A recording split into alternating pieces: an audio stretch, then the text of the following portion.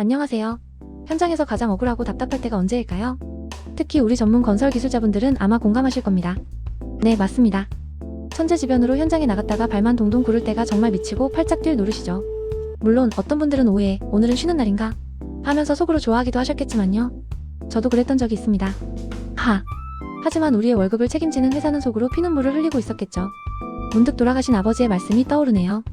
회사가 잘 돼야 우리 가족이 행복한 거다. 그러니 열심히 해라. 갑자기 뭉클해지는군요. 아버지가 안 계시니 그 말씀이 더 가슴에 와닿습니다. 이야기가 잠시 딴 데로 샜네요. 다시 본론으로 돌아오겠습니다.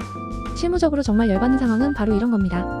사람과 장비는 이미 현장에 다 투입됐는데 작업이 불가능해졌을 때, 예를 들어 단수나 선로 사용 중지, 그리고 여름철 지긋지긋한 폭염 때문에 작업을 멈춰야 할 때가 그렇죠.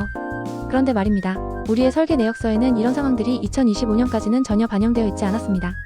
폭염을 예상해서 설계하는 경우는 찾아보기 어려웠죠. 하지만 2026년에 보완된 표준품셈 1-4-6 작업 제한 개정 내용을 보면 이런 억울함을 해소해줄 근거 자료가 드디어 마련된 것 같아서 이 콘텐츠를 만들게 됐습니다. 우리 바쁜 건설 기술자분들이 작업 제한을 어떻게 적용하고 2026년에 추가된 내용들을 빠르게 이해하실 수 있도록 제가 핵심만 콕콕 짚어드리겠습니다. 자, 그럼 저와 함께 표준품셈의 세계로 떠나볼까요? 먼저 2025년 표준품셈과 2026년 개정 내용을 한번 비교해볼게요. 눈으로 직접 확인해보시면 확 와닿으실 겁니다. 자, 이렇게요. 먼저 작업 제한이라는 개념부터 명확히 짚고 넘어가야 합니다. 많은 분들이 작업 제한을 공사를 못했으니까 돈을 더 줘라 라고 오해하시는데요. 아닙니다. 작업 제한은 공사를 못한 것에 대한 보상이 아니라 작업 가능 시간이 줄어들면서 생산성이 떨어지는 것을 보정해주는 개념입니다. 그러니까 단순히 말로만 오늘 너무 더워서 일 못했어요 라고 주장할 게 아니라 작업 가능 시간과 그 기록으로 증명해야 하는 항목이라는 거죠.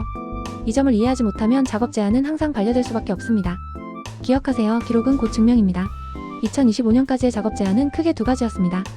첫째, 작업시간 제한 할증. 둘째, 소규모 작업 물량 보정. 먼저 작업시간 제한 할증부터 살펴보겠습니다. 적용 대상은 아주 간단합니다. 휴전, 단수, 선로 사용 중지 등으로 하루 작업 가능 시간이 8시간 미만인 경우입니다. 여기서 정말 중요한 문장이 하나 등장합니다. 표준품셈에는 작업 가능 시간은 작업, 준비와 대기 시간을 제외한 실질적으로 시공 위치를 점유한 시간이라고 명시되어 있습니다. 규정상으로는 그렇지만 솔직히 현장 실무자 입장에서는 작업 준비 시간이나 준비를 위한 대기 시간도 작업 가능 시간에 포함되어야 한다고 생각합니다. 저만 그런 건 아니죠? 우리 실무자들은 이런 생각을 하죠. 하지만 발주처나 다른 기관의 행정 절차상 타당성이 더 중요하기 때문에 큰 그림을 볼 때는 준비와 대기 시간을 제외하는 게 맞다고 생각합니다. 숲을 봐야죠. 그럼 이런 작업시간 제한 할증은 어디에 적용해야 할까요? 정답은 바로 노무와 장비입니다. 재료비는 작업시간이 짧아졌다고 해서 단가가 올라가는 게 아니니까요. 그래서 실무에서는 노무비와 장비 경비에만 적용하는 방식이 가장 안전하고 합리적입니다. 다음으로 소규모 작업 물량 보정입니다. 보통 물량이 적으면 공정도 짧고 비용도 적게 든다고 생각하기 쉽습니다. 하지만 인원과 장비는 최소한의 투입 단위가 있습니다. 예를 들어 포클레인 한 대를 불러도 최소 사용 시간이 있잖아요. 그래서 표준품셈에서는 소규모 작업을 따로 보정해주고 있습니다. 품셈에 제시된 1일 총 시공량이 1일 시공량의 절반 이하라면 적용 시공량은 1일 시공량의 절반으로 봅니다. 총 시공량이 절반을 초과하고 1일 시공량 이하라면 적용 시공량은 1일 시공량으로 보는 거죠. 중요한 점은 재료량에는 이 보정을 적용하지 않는다는 겁니다. 즉 사람과 장비는 하루 단위로 본다는 개념이죠. 이 원리를 이해하면 소규모 공사에서 손해보는 일을 크게 줄일 수 있습니다. 자, 이제 오늘의 하이라이트. 2026년 표준품셈의 가장 중요한 변화 바로 폭염 휴게시간 할증입니다. 드디어 폭염으로 인한 휴게도 생산성 저하로 공식 인정받게 되었습니다. 박수! 조건은 두 가지입니다. 첫째, 체감 온도가 33도 이상의 것. 둘째, 산업 안전 기준에 따라 휴게 시간을 실제로 부여했을 경우입니다. 이 두 가지 조건이 동시에 충족되어야 합니다. 단순히 오늘 엄청 더웠어요 라는 말은 근거가 될 수 없습니다. 반드시 체감 온도 자료와 휴게 부여 기록이 있어야 합니다. 폭염 휴게 시간 할증 구간을 자세히 살펴볼까요? 체감 온도가 33도 이상인 조건에서 작업 시간별 할증은 다음과 같습니다. 작업 2시간이면 5%, 4시간이면 10%, 6시간이면 15%, 그리고 8시간이면 20%입니다. 여기서 아주 중요한 포인트가 있습니다. 폭염 속 작업은 보통 쪼개서 진행되죠. 1시간 작업하고 쉬고 다시 작업하고. 그러니 하루 총 작업시간을 합산해서 할증률을 판단해야 합니다. 공사를 수주하고 설계 내역서를 보면 폭염 관련 비용이 처음부터 설계에 반영되어 있는 경우는 드뭅니다. 보통은 현장 여건을 반영하기 위해 실정 보고를 통해 내역에 반영하는 후작업 사항들이죠. 현실을 반영한 폭염 시 휴게시간 할증을 받으려면 현장에서 미리 근거 자료를 만들어두는 것이 정말 중요합니다. 제가 생각하는 핵심 근거 자료는 바로 휴게 운영표와 작업일보입니다. 여기에 기상청 정보 그리고 업무 톡이나 회의록에 명시된 내용들이 아주 강력한 근거 자료가 될 수 있습니다. 제가 몸담았던 SS 반도체 현장에서는 시간이 좀 걸리긴 했지만 실제로 폭염 관련 비용을 반영해준 사례가 있었습니다. 물론 그때도 위에서 말씀드린 서류들을 모두 철저히 준비한 후에 진행했습니다. 공사의 특수성이 많고 여러 업체들이 함께 요구했기 때문에 시간이 걸렸지만 열심히 일한 업체는 챙겨주는 경험을 해봤을 때 2026년 표준 품셈에 명시된 작업시간 제한 할증은 정말 현실을 반영한 할증이라고 생각합니다. 이 품셈을 만드신 분들이 현장의 목소리에 귀 기울였다는 증거겠죠. 그럼 근거자료 만드는 방법을 좀 더 자세히 알아볼까요? 우선 작업 가능 시간을 산정합니다. 이때 준비와 대기 시간은 제외하고요. 그리고 중요한 것은 모두가 볼 수 있는 업무, 토계 폭염으로 인한 대기 시간 및 작업 시작 시간을 명확히 올려두는 겁니다.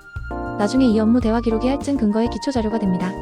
다음으로 품셈에 명시된 폭염 시 휴게 시간 할증률을 보고 해당 시간대의 할증률을 선택합니다.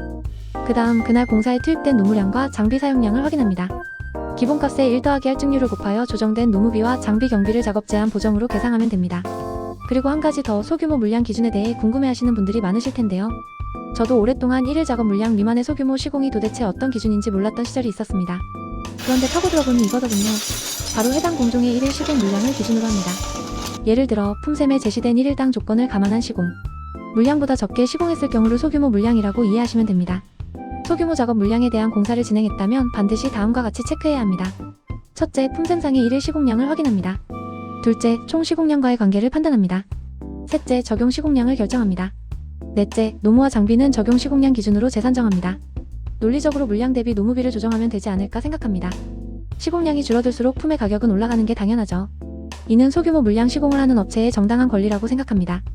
물론 품으로 풀어서 시공 비용을 대체할 수 없는 공사들도 많습니다. 하지만 현실적으로 더 많은 보완이 이루어져서 처리되는 날이 올 거라고 믿습니다. 자, 폭염 휴게시간 할증 산출 순서를 깔끔하게 정리해드리겠습니다. 첫째, 체감 온도 33도 이상 근거를 확보합니다. 둘째, 휴게시간 부여 기록을 남깁니다. 셋째, 근로자의 하루 총 작업시간을 합산합니다. 넷째, 해당 구간의 할증률을 선택합니다. 다섯째, 노무비와 장비 경비에만 할증을 적용합니다. 여기서 한 가지 더 짚고 넘어갈 점. 같은 날 작업시간 제한과 폭염이 겹칠 수도 있습니다. 이때 이 두 가지를 한 줄로 묶어서 보고하면 나중에 분쟁이 생길 수 있습니다. 실무에서는 시간대와 원인별로 나누는 방식이 가장 안전합니다. 예를 들어 오전에는 선로 사용 중지로 인한 작업시간 제한, 오후에는 폭염, 휴게 운영, 이런 식으로 나눠서 설명하면 타당성이 훨씬 높아지겠죠? 저는 아직까지 두 가지가 겹쳐서 보고해야 하는 일은 없어서 겹치는 부분에 대한 설명은 제가 경험해보지 못한 부분이라 생략하도록 하겠습니다. 경험 없는 내용은 꾸며서 말씀드리지 않는 것이 콘텐츠의 품질을 지키는 길이라고 생각합니다. 이해해주세요. 자, 오늘 배운 내용을 토대로 체크리스트를 만들어봤습니다. 첫째, 오늘 일지는 작업 가능 시간 기준으로 작성되었는가? 둘째, 준비 및 대기 시간이 빠져있는가? 셋째, 할증 구간 선택이 명확한가? 넷째, 소규모 작업이라면 1일 시공량 기준을 적용했는가? 다섯째, 폭염이라면 체감 온도와 휴게 기록이 남아있는가? 여섯째, 재료비를 보정 대상에서 제외했는가? 작업 제한은 요령이 아니라 기록의 싸움입니다. 현장은 통제하기 어렵지만 자료는 우리가 통제할 수 있습니다.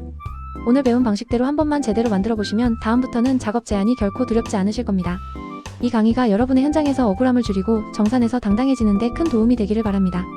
내일도 현장 안전하시고 설담 연구소와 함께 한 단계 더 단단한 기술자가 되시기를 응원합니다. 저도 항상 배우고 있습니다. 우리 같이 배우면서 성장해 나갑시다. 방문해주시고 구독해주셔서 정말 감사합니다.